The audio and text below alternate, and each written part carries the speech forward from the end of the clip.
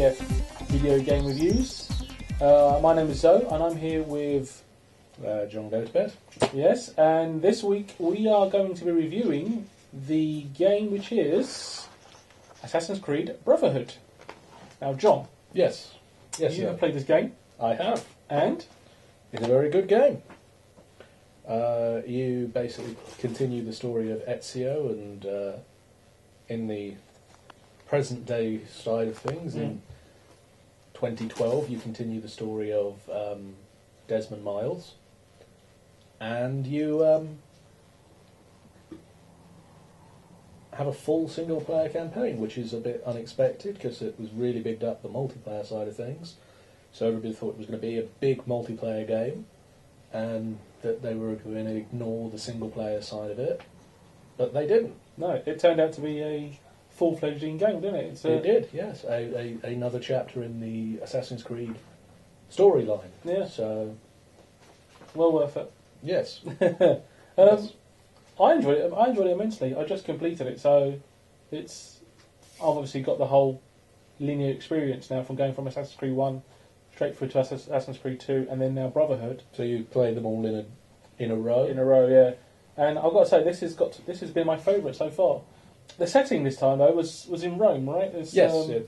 In the first two games, you obviously had 3 cities that you went round to assassinate people in, and then you had a hub area. In the first one, it was the Assassin's Guild. In the second one, it was Montericone. And in this one, Ewan takes place entirely in Rome.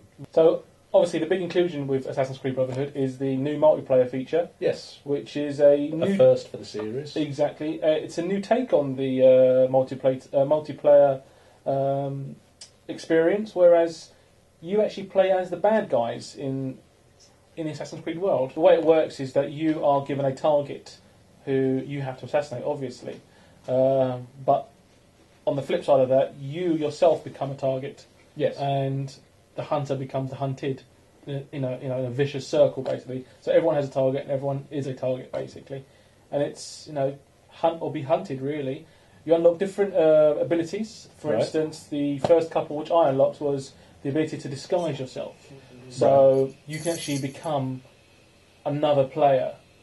So in this, all the people on the map are a selection of the players' character models. Exactly, so yes. If you have one of each type is a player, and then however many else are needed to populate the area are picked from that pool of character models. Yeah, there's 8 playable characters. The round's not that long; they only last about 10 minutes. Right. And you can only, for a really good player, you can only get about 15 to 20 kills.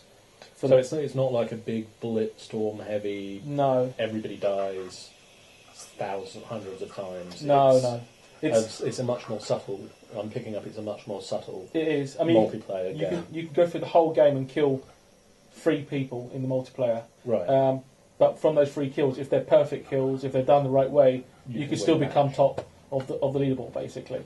So it's not necessarily the quantity so much the quality. How have you found the story so far? Has it been challenging for you? Or? I very much enjoyed it. It continues the story well. I thought they did a lot of.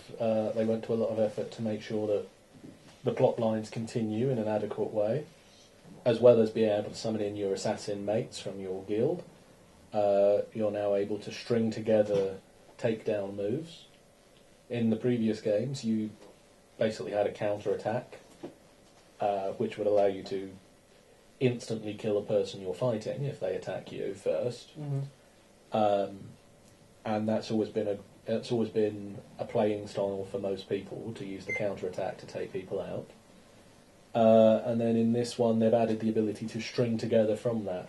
And then they've also expanded on Desmond's storyline as well. Desmond's wasn't the most interesting character in the first game. No. But sort of over the course of the 3 games, he's started to develop into more of an interesting character, especially if you read lots of the backstory side of things. Right, yeah. And in this one, you see him do some very iconic Assassin's things. You see him perform his first leap of faith really near the start of the game. He's got a couple of really long segments where you play through as Desmond, running and jumping and climbing and sort of the assassin's side of things. But yeah, but they've left it on a big cliffhanger, the same way they did with Assassin's Creed 2. Yeah. Similar to what they did with Assassin's Creed 1. We're breaking it down to 3 segments, really. We're going to give the games 3 scores and then an overall mark out of 10. Yeah. So we're going to give a gameplay score, we're going to give a graphical score, we're going to give a sound score, and we're going to give a mark out of 10 for the overall gaming experience. That's right. So 1 is a terrible game, 10 is a great game. Well, I'll go first. So you want to go first, and then I'll sort of fill in as we go along. Yeah, I mean, if we start off with audio. Audio. Game sounds great. I mean, crystal clear speech.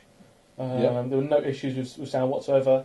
There are many places where HCA finds himself in different environments, whether it be the countryside or swimming in the lake or river, whatever it was. Running across the rooftops. It just sounds like he's actually doing those things. He's actually swimming through the lake, or he's actually on a rooftop somewhere. You can hear the tiles going under his feet.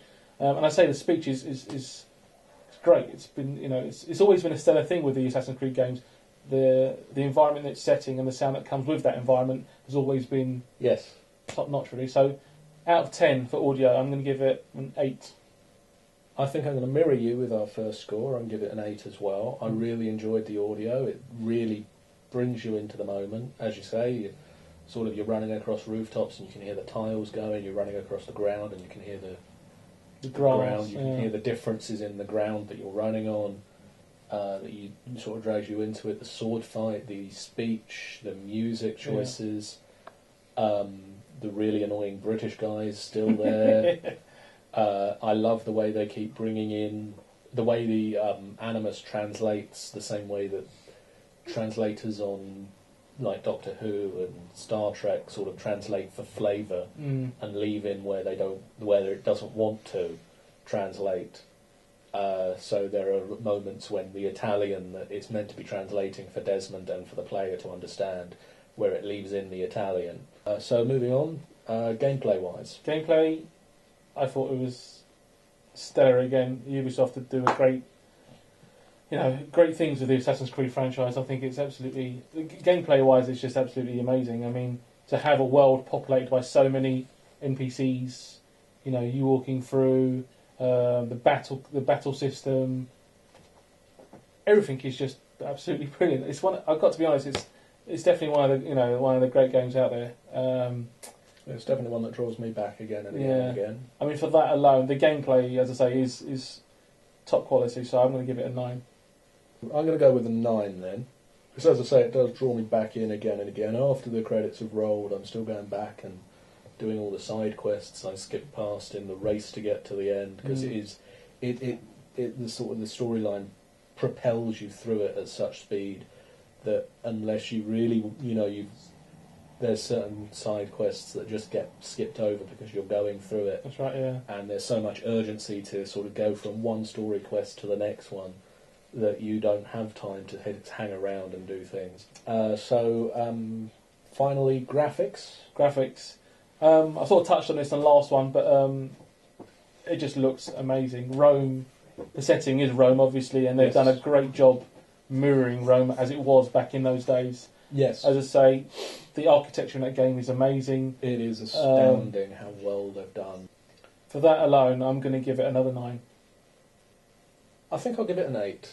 So we've got a bit of disagreement here. How dare you? I'm going to give it an 8. It's a strong 8, but it's an 8. And so then a final score for the game overall, I'm thinking 9. I'm thinking 9 as well. Yeah. So let's go with 9. That's the second video review from finalbossfight.co.uk. Assassin's Creed Brotherhood. Final mark, 9 out of a possible 10. Yeah. Great game.